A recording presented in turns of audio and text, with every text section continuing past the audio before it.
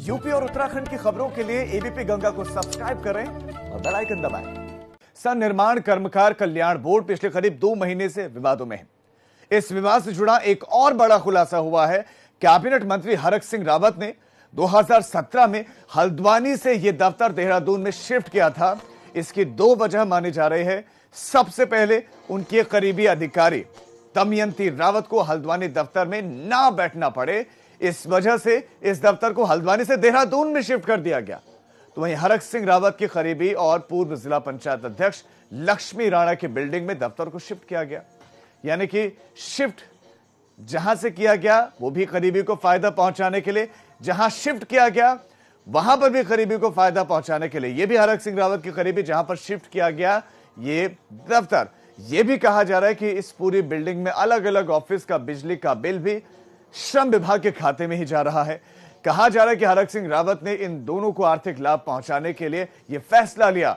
Board की नवनियुक्त सचिव दीप्ति सिंह का कहना है कि इस गड़बड़ी से जुड़े तमाम दस्तावेज खंगाले जा रहे हैं। बहुत गंभीर आरोप लग रहे हैं, बहुत गंभीर आरोप लग रहे हैं हरक सिंह रावत पर। हरक सिंह रावत की नाराजगी क्योंकि कर्मकाल कल्याण बोर्ड के अध्यक्ष पद से उनको हटाया गया, उनके करीबी दमयंती रावत को हटाया गया, नई नियुक्तियां हुई, नाराजगी, मुख्यमंत्री से मुलाकात, नाराजगी का दूर होना, और अब ये एक बड़ा और अहम और चौंका देने वाला खुलासा।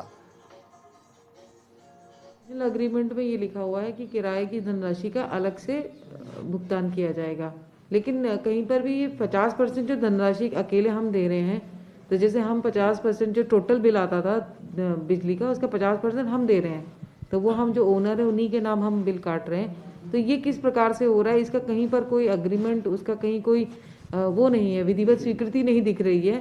तो प्राइमा फेसी तो ये है कि कुछ हो सकता है अनियमितता हो, लेकिन जब तक सारे पेपर्स नहीं देख पाएंगे तो हम एग्जैक्ट नहीं बता पाएंगे। और इस खबर पर विनोद हमारे संवाददाता ज्यादा जानकारी के साथ जुड़ गए हैं। विनोद, बहुत सारे सवाल हैं, शुरुआत करते हैं हल्द्वानी से। हल्द्वानी में जो बोर्ड का ऑफिस क्या वो सरकारी है या वहां पर भी किराए पर चल रहा था? दूसरा सवाल, क्यों शिफ्ट किया गया देहरादून? शिफ्ट किया गया तो कितने का बिजली का बिल विभाग ने भरा है? सारी जानकारी दर्शकों को दें। जी राजीव, देखिए मैं आपको बारी बारी से बताता हूं और तमाम जितने भी तथ्य अब ऑडिट में सामने आ रहे हैं, राज खुलते जा रहे हैं। ये जरूर माना जाए कि अब करोड़ों के घोटाले की जांच और स्पेशल ऑडिट इस विभाग का भी हो रहा है। और ये जरूर हम देखेंगे कि जिस तरह से हरक सिंह रावत के पूरे विभाग का और सन्निर्माण कर्मकार बोर्ड का ऑडिट चल रहा है, तो ऐसे में लगातार कई राज खुलते जा रहे हैं।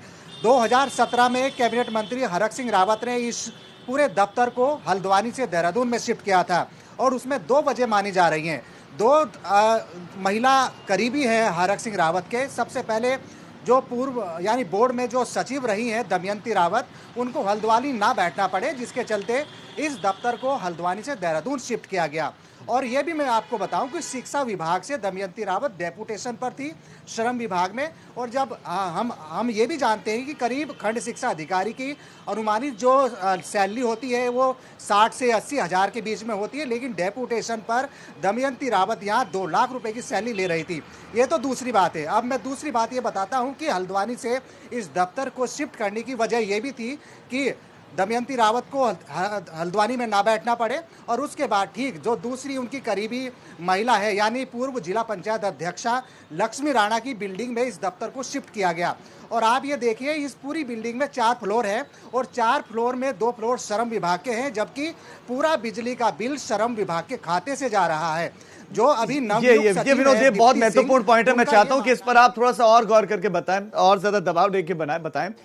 एक बिल्डिंग देहरादून में ली गई किराए पर, 2 फ्लोर श्रम विभाग के पास है, 2 फ्लोर किसी और के पास है, लेकिन पूरी की पूरी बिल्डिंग का जो बिल है वो जा रहा है श्रम विभाग के खाते में। आप ये कह रहे हैं, और कितने का बिल बना होगा अब तक? कितना खर्चा अधिक एक्स्ट्रा किया गया है दमयंती रावत और जो दूसरी बताई जा रही लक्ष्मी राणा उन पर?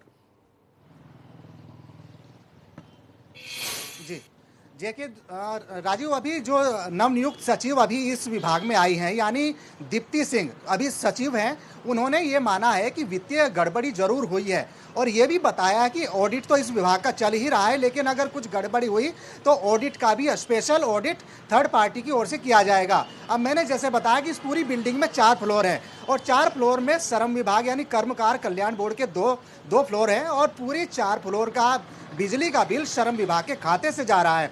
और ये भी बताऊं कि जो पूर्व में 5 गाड़ी थी उनमें करीब 9 ड्राइवर थे और 9 ड्राइवर मंत्री के घरों में काम करते थे, अधिकारियों के घरों में काम करते थे। अब दीप्ति सिंह ने उनको भी हटा लिया है। वित्तीय गड़बड़ियां का होना जरूर सचिव ने भी माना है, लेकिन अभी जांच चल रही है। जांच में ये जरूर पाया जाएगा कि बिल्कुल वित्तीय गड़बड़ी नहीं है, बड़ा घोटाला, बड़े घोटाले की ओर सीधा सीधा इशारा है। विनोद, आपका इस तमाम जानकारी के लिए बहुत शुक्रिया। लेकिन हरक सिंह रावत से सवाल पूछे जाएंगे। पहला सवाल, क्यों हल्द्वानी से शिफ्ट किया गया देहरादून? सैलरी 50 से 60 हजार होनी चाहिए थी, 2 लाख क्यों? पूरी की पूरी बिल्डिंग का खर्चा, पूरी की पूरी बिल्डिंग का बिजली का बिल कर्मकार कल्याण बोर्ड की तरफ से क्यों दिया गया? किसके आदेश पर ये सारे निर्णय हुए? इन सवालों के जवाब मिलने चाहिए।